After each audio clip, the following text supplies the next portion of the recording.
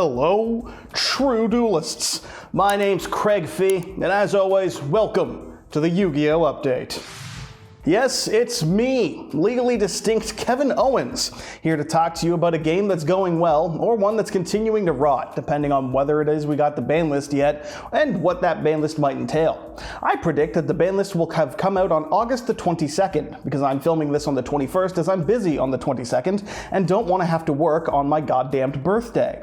But I'll probably make a drunk reaction video when the anti-Craig bias Konami continues to exude strikes once again. Or they'll release this video on the Friday, in which case I'll probably be hungover and have to make a reaction video that will kill this one, because who's going to want to watch this when there's a damn ban list update?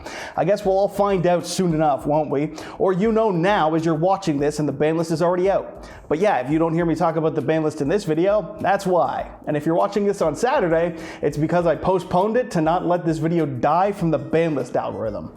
Thumbs up to YouTubing. Regardless, this doesn't change the community's need for a ban list, as showcased best not by the fact that it's been only the single most important thing discussed since we got it announced by myself and every other Yugi-tuber and Yugi streamer and your Twitter feed and Reddit and the ancient texts of Pojo forums from 2008. Hell, there's even this one seagull that's named Greg that everyone keeps telling me is actually a duck. Either way, it's the number one thing that people care about, and it's not even the thing that exemplifies it most. Because what exemplifies the need for a ban list more than anything was the attendance numbers of YCS Sacarmento that took place this last weekend. That's right, a Californian YCS that saw only 915 duelists. This is less than half of the number that YCS Indianapolis got, which had more than 1,800 players, and was the last YCS before this one. And also it was a YCS that took place in Indiana. And before the East Coast elite come flying in to talk about how Indiana was easier to get to, shut up. Now, it's entirely possible that the lack of attendance is due to a multitude of factors. Sacramento being a little less easy to get to than other areas, maybe needing layovers that people didn't want to have to deal with. Maybe there's the fact that this was the perfectly named YCS TBA up until the beginning of July, and as such it meant that this was harder to book time off for in the peak vacation season. And it might even have something to do with the fact that they announced a ban list would be coming in late August, and this was a YCS in mid-late August, and we just didn't know it was going to happen. Oh, and the Pokemon World Championships taking place on the same weekend for the VGC, TCG, Pokemon Go, and Unite, all happening in Hawaii, which is slightly more appealing. The only thing that's certain is that someone online is insisting that it is exclusively one of these reasons and none of the other ones, and will argue with you to the death on that matter, as is tradition on the twitter.com. Regardless of why the event was so small, we can all thank the big man on campus named as Lampy on Twitter for providing this lovely chart of the top 32 from the event. And thank God Poplar's cute, because we do have to look at it a lot, don't we? There's nothing crazy here in terms of the decks that popped up, and instead the shock comes from the finals themselves, because not of who was playing per se, but the nationalities. That's right, this was a mainland United States YCS that was actually a battle for the independence of Canada, with Jesse Cotton of Canadiana taking on Andrew Delury of the United Kingdom to see if Canada can still be treated as an independent nation. And if you followed the game at all, you probably won't be shocked to learn that Jesse Cotton won. Also not shocking was that the actual loser for the UK is still Liz Truss, who, fun fact, was Prime Minister for less time than the finals took to occur. Shoutouts go to Andrew, though, for showing the hands that I would get whenever I play a deck like Tenpai, opening not enough hand traps or not enough engine. The difference being, of course, that he did it in the finals of a YCS that he got second place at, notably, and congratulations to that, whereas I would do it in round one, because he's a good player, and I'm like the white version of Hungrybox who sucks at Smash Bros.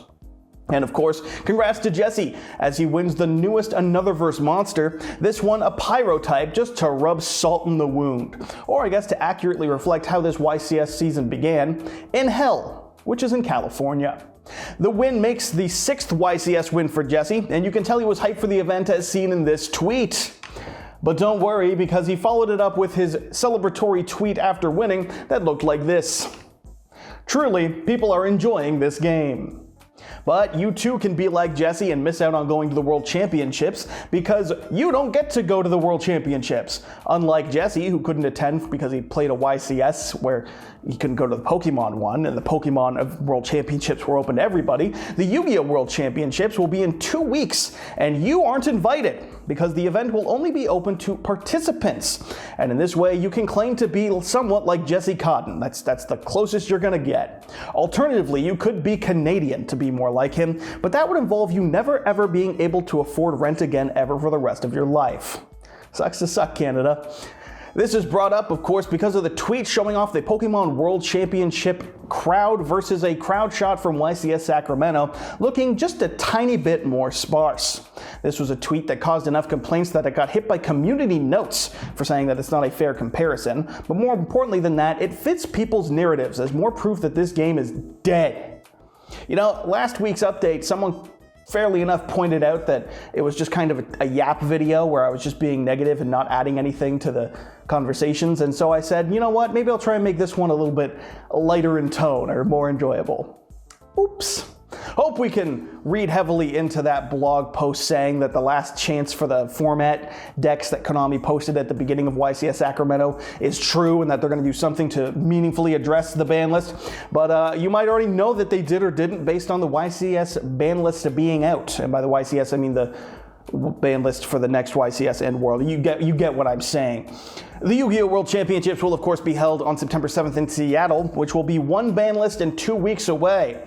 And you aren't going. So I hope the August ban list was good, and we'll see what happens at YCS Lille in late September.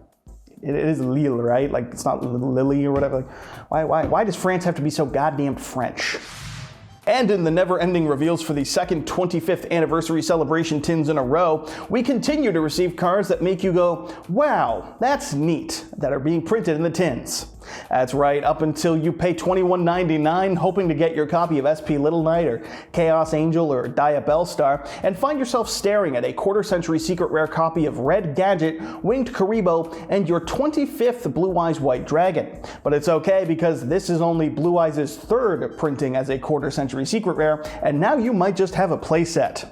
The tin reveals, of course, continue up until they release on September the 20th, and it continues to be a mix of the cards that you want and the cards that you pray you will be short printed and you don't get when you buy your tins.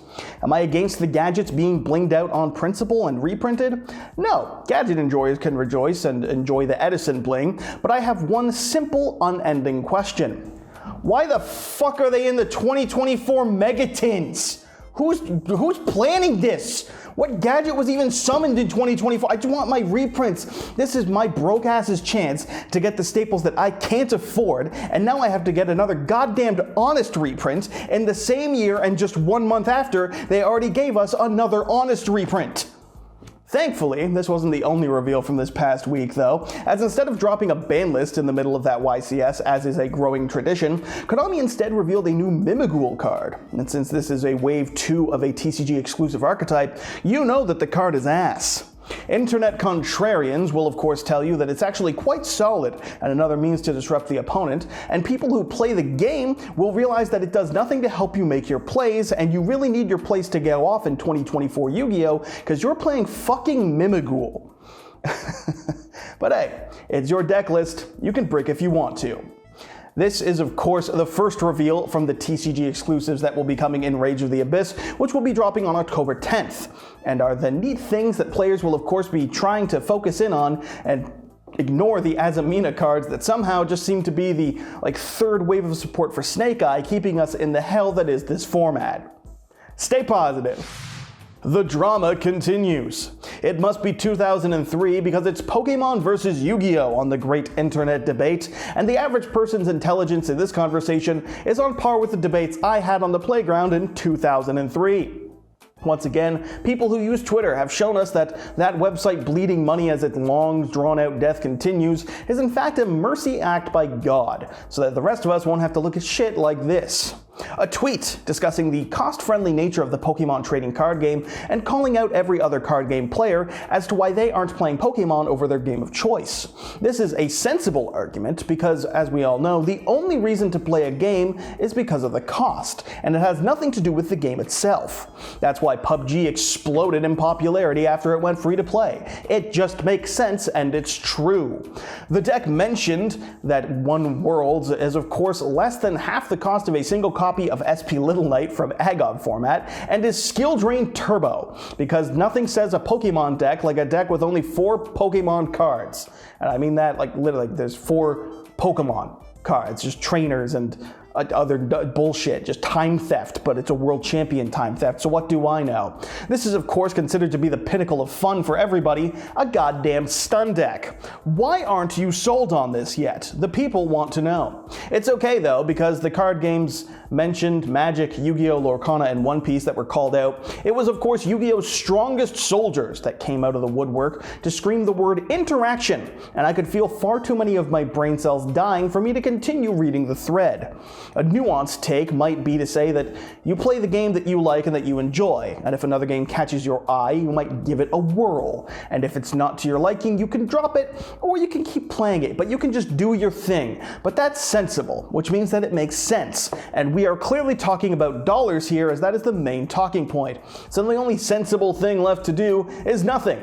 Waste your life away on Twitter, and witness the shit takes the likes of which will shake you to your fucking core.